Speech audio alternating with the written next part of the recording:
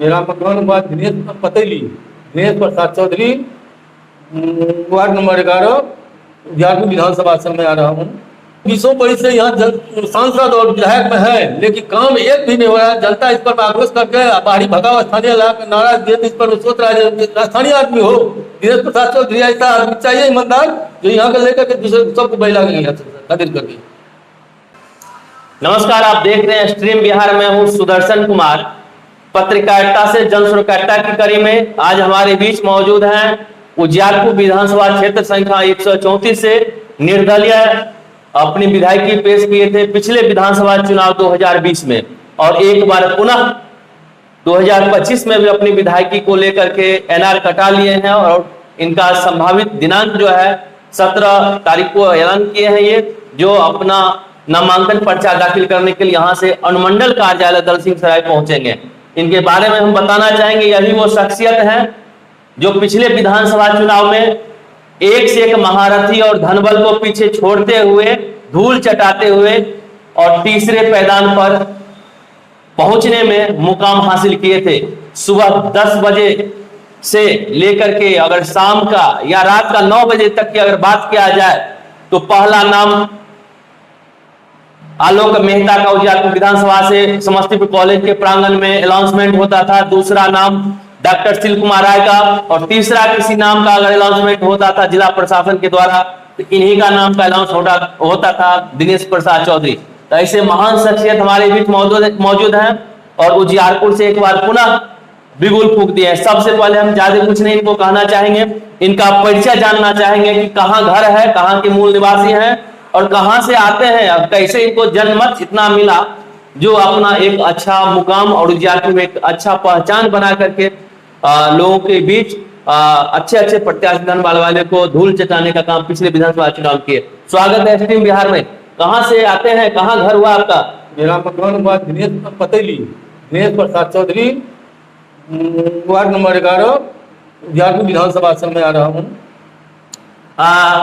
क्या कहेंगे उजियारपुर के जो वर्तमान जो राजनीति माहौल चल रहा है, विधानसभा चुनाव लेके एक चुनावी संग्राम छिड़ गया है, इसको लेकर के संग्राम छिड़ गया है। जो हमने वादा किया था, जो बाहरी भगाओ स्थानीय लाभ का नारा मैंने दिया था। अच्छा, आप ही हैं जो नारा दिए थे बाहरी भगाओ स्थानीय लाभ?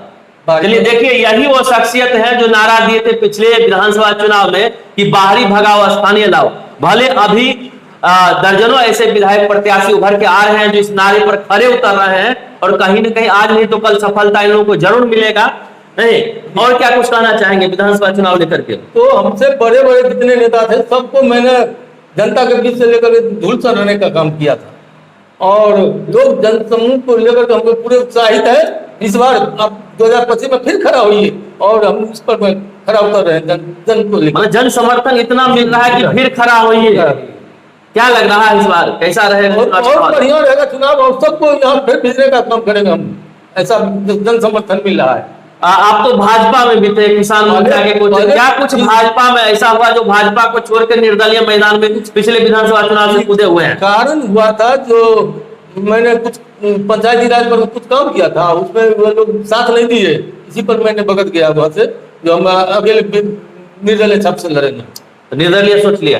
इस बार विधानसभा चुनाव में एनडीए से प्रशांत पंकज आ रहे हैं और महागठबंधन से आलोक कुमार मेहता जो वर्तमान में यहाँ के विधायक हैं, और एक नया चेहरा जनसुराज से उभर के आ रहे हैं, उनका नाम है डॉक्टर दुर्गा प्रसाद सिंह। क्या कहेंगे ऐसे तीनों चेहरा के लिए? तो पिछले 2020 में खड़ा हुए थे प्रशांत पंकज जी, उनको भी मैंने धूल चढ़ाने का काम किया, वो प्रथम नंबर, उनसे भी आगे थे, सबसे आगे थे। तीसरा नंबर पर दिनेश प्रसाद चौधरी, 9 बजे से स्टार्ट हुआ और 9 बजे रात्रि तक कंटिन्यू 12 घंटा मेरा तीसरा नंबर का चलता रहा।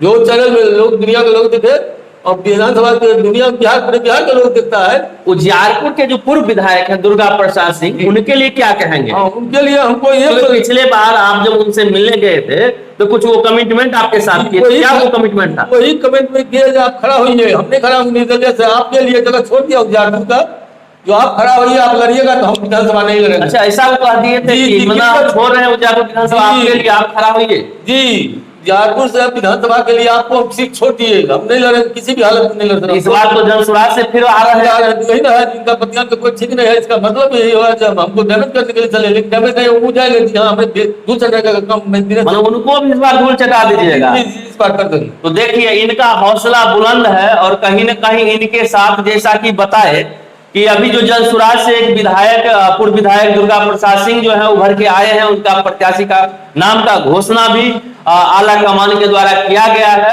और इनके साथ वो मिले थे पिछले बार आशीर्वाद लेने जब ये गए थे तो इनको कहा गया था उनके द्वारा, जैसा कि इन्होंने बताया कि जाइए आपके लिए उजियारपुर विधानसभा हम छोड़ दिए हैं और आप चुनाव लड़िए और जनमत से जीतिए।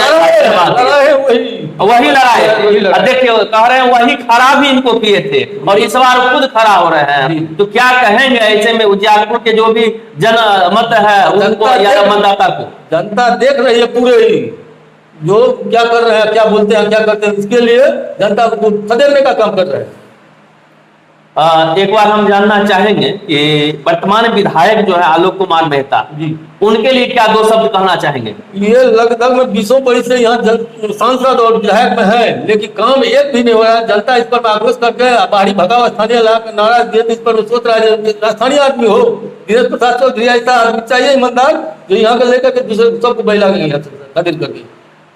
तो ये थे हमारे बीच उजियारपुर विधानसभा क्षेत्र अंतर्गत पतैली पश्चिमी पंचायत के मूल निवासी, ऐसा कहा जाए पतैली गांव के मूल निवासी दिनेश प्रसाद चौधरी, जो बिगुल फूंक चुके हैं, दावेदारी अपनी निर्दलीय उम्मीदवारी लेकर के उजियारपुर विधानसभा से कर रहे हैं और पिछले विधानसभा चुनाव में अच्छे अच्छे धनबल वाले प्रत्याशी को पीछे छोड़ते हुए, पछाड़ते हुए, यूं कहे धूल चटाते हुए आगे निकले थे और सुबह 10 बजे से लेकर के रात्रि के 9 बजे तक इन्हीं का नाम गूंजता रहा पूरे मतगणना स्थल परिसर में। बहुत बहुत धन्यवाद। बाद बाकी कैसा ये वीडियो लगा आप लोग कमेंट करके जरूर बताएंगे। बने रहे एक्टिव बिहार के साथ। धन्यवाद।